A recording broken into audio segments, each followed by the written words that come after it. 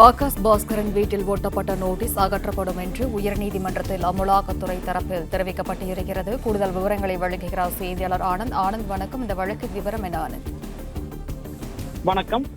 ஆகாஷ் பாஸ்கர் மற்றும் தொழிலதிபர் விக்ரம் ரவீந்திரன் ஆகியோரின் வீடுகளில் ஒட்டப்பட்ட அமலாக்கத்துறை நோட்டீஸ் திரும்ப பெறப்படும் எனவும் அவர்களிடம் கைப்பற்றப்பட்ட மின்னணு சாதனங்கள் திரும்ப ஒப்படைக்க தயாராக இருப்பதாக அமலாக்கத்துறை தரப்பில் சென்னை உயர்நீதிமன்றத்தில் தெரிவிக்கப்பட்டிருந்தது.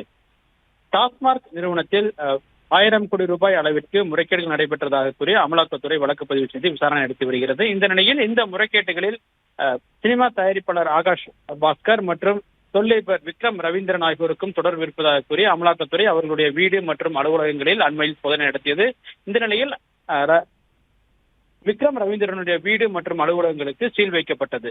இந்த நிலையில் இதனை எதிர்த்து இருவர் தரப்பிலும் சென்னை உயர்நீதிமன்றத்தில் மனு தாக்கல் செய்யப்பட்டது. தங்களை விசாரணை என்ற பெயரில் அமலாக்கத்துறை துன்புறுத்த தடை விதிக்க வேண்டும் எனவும் தங்களிடமிருந்து கைப்பற்றப்பட்ட பொருட்களை திரும்ப ஒப்படைக்க உத்தரவிட வேண்டும், அதே போன்று வீடு அலுவலகங்களுக்கு வைக்கப்பட்ட சீலை அகற்ற உத்தரவிட வேண்டும் எனவும் கோரி மனு தாக்கல் செய்யப்பட்டது. இந்த வழக்கை நேற்றே விசாரித்த உயர்நீதிமன்றம் எதன் அடிப்படையில் இவர்கள் இருவர் மீதும் விசாரணை நடத்தப்படுகிறது என்பது தொடர்பான விவரங்களை தாக்கல் செய்ய அமலாக்கத்துறைக்கு உத்தரவிடப்பட்டது. மேலும் எதன் அடிப்படையில் அலுவலகம் மற்றும் வீடுகளுக்கு சீல் வைக்கப்பட்டது அல்லது அங்கு நோட்டீஸ் ஒட்டப்பட்டது என நீதிபதிகள் நேற்றே சரமாரியான கேள்வி எழுப்பியிருந்தார்.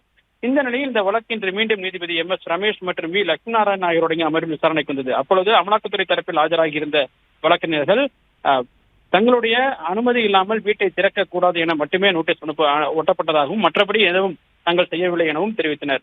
அதற்கு நீதிபதிகள் எவ்வாறு இது போன்று ஒட்டுவதற்கு உங்களுக்கு அனுமதி உள்ளது, அமலாக்கத்துறையின் அலுவலகம் மற்றும் வீடுகளை சீல் வைப்பதற்கு அதிகாரம் இருக்கிறதா, அவ்வாறு இருந்தால் எப்படி நீங்கள் இல்லாத பொழுது எப்படி நீங்கள் இதனை செய்தீர்கள் என நீதிபதி தரமாரியான கேள்வி எழுப்பினர். மேலும் இந்த வழக்கை பொறுத்தவரை மனுதாரர்கள் இருவரையும் விசாரிப்பதற்கான போதுமான ஆதாரங்கள் உங்களிடம் இல்லை, எனவே இந்த தாக்கல் செய்த அந்த ஆவணத்தின் அடிப்படையிலும் இவர்கள் இருவரும் இந்த குற்றச்சாட்டுகளுக்கு விசாரிப்பதற்கு போதுமான ஆதாரங்கள் இருப்பதாக நீங்கள் தெரிவித்தீர்கள், ஆனால் எந்த விதமான ஆதாரங்களும் இல்லை, எதன் அடிப்படையில் இருவரையும் நீங்கள் விசாரிக்கிறீர்கள் என நீதிபதி கேள்வி எழுப்பினர். மீண்டும் சட்டப்பூர்வமாக இல்லாத ஒன்றை நீதிமன்றத்தின் மூலமாக நீங்கள் மீண்டும் சட்டப்பூர்வமாக ஆக்க முயற்சிப்பதாக அமலாக்கத்துறை தரப்பிற்கு நீதிபதி கடுமையான தன்னுடைய ஆட்சேபனையும் தெரிவித்தனர்.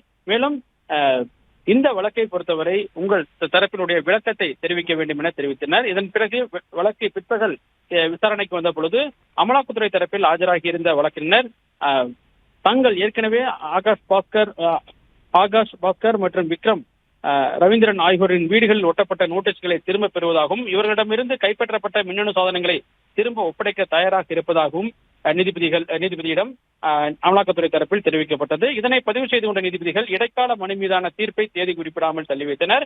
பிரதான வழக்கின் மீதான அமலாக்கத்துறை பதிலை 4 வாரங்களில் தாக்கல் செய்ய உத்தரவிட்ட நீதிபதிகள் விசாரணையை 4 வாரங்களுக்கு தள்ளி வைத்து உத்தரவிட்டுள்ளனர்.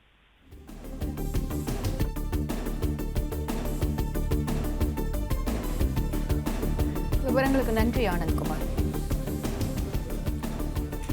பிளே ஸ்டோர் மற்றும் ஆப் ஸ்டோரில் இருந்து பாலிமர் செயலியை QR கோடு மூலம் பதிவிறக்கம் செய்யுங்கள். செய்திகளை உடனுக்குடன் பெறுங்கள்.